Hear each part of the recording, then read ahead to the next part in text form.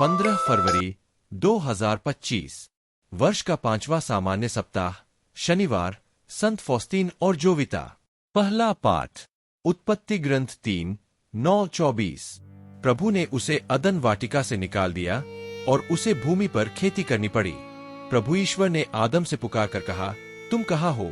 उसने उत्तर दिया, मैं बगीचे में तेरी आवाज सुनकर डर गया, क्योंकि मैं नंगा हूँ और मैं छिप गया। प्रभु ने कहा, किसने तुम्हें बताया कि तुम नंगे हो? क्या तुमने उस वृक्ष का फल खाया जिसको खाने से मैंने तुम्हें मना किया था? मनुष्य ने उत्तर दिया, मेरे साथ रहने के लिए जिस स्त्री को तूने दिया है, उसी ने मुझे फल दिया और मैंने खा लिया। प्रभु ईश्वर ने स्त्री से कहा, तुमने क्या किया है? और उसने उत्तर दिया, सांप ने मुझे बहका दिया और मैंने खा लिया। तब ईश्वर ने सांप से कहा, चूंकि तूने यह किया है, तू सब घरेलू तथा जंगली जानवरों में शापित हो। तू पेट के बल चलेगा और जीवन भर मिट्टी खाएगा। मैं तेरे और स्त्री के बीच, तेरे वंश और उसके वंश में शत्रुता उत्पन्न करूंगा। वह तेरा सिर कुचल देगा और तू उसकी एड़ी काटेगा।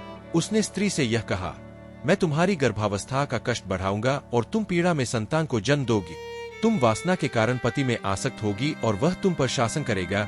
उसने पुरुष से यह कहा, चूंकि तुमने अपनी पत्नी की बात मानी और उस वृक्ष का फल खाया है जिसको खाने से मैंने तुमको मना किया था, भूमि तुम्हारे कारण शापित होगी। तुम जीवन भर कठोर परिश्रम करते हुए उससे अपनी जीविका चलाओगे। वह कांटे और ऊंटकटारे पैदा करेगी और तुम खेत के पौधे खाओगे।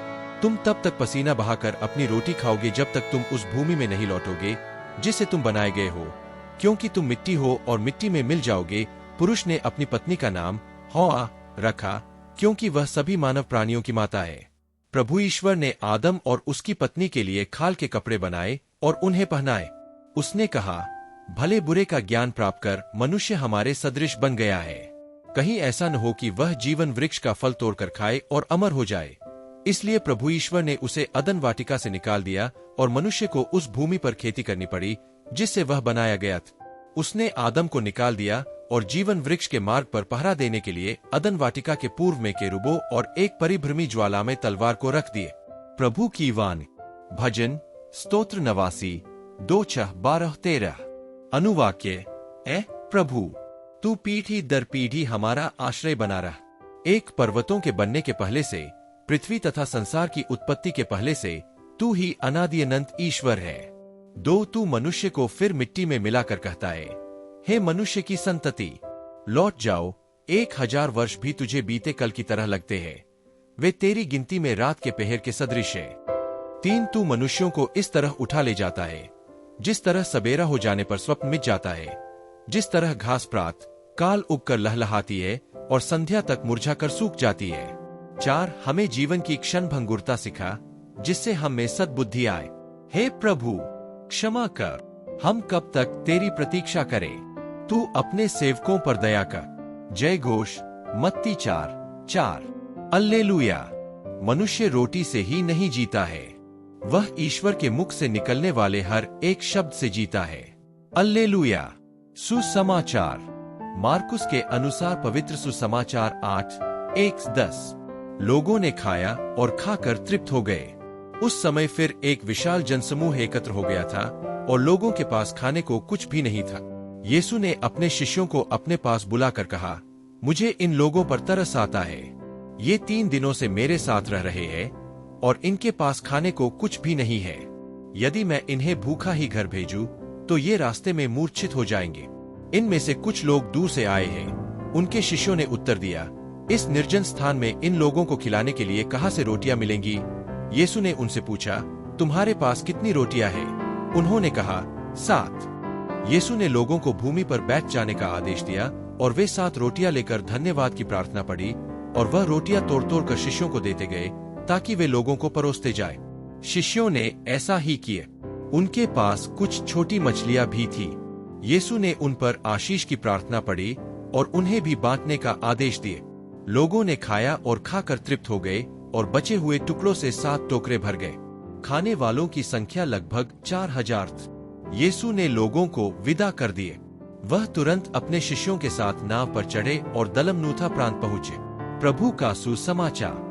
पहला यह संदर्भ उत्पत्ति 3:9-24 का है, जिसे आदम और हव्वा के पाप और उनके निष्कासन के रूप में जाना जाता है। इसमें आदम और हव्वा द्वारा ईश्वर की आज्ञा का उल्लंघन करने और फिर उनके निष्कासन की कहानी बताई गई है। इसका मनन चिंतन इस प्रकार हो सकता है। आज्ञा पालन और स्वतंत्रता। आदम और हव्वा ने ईश्वर की आज्ञा का उल्लंघन किया, जिससे उन्हें अपनी स्वतंत्रता की कीमत चुकानी पड़।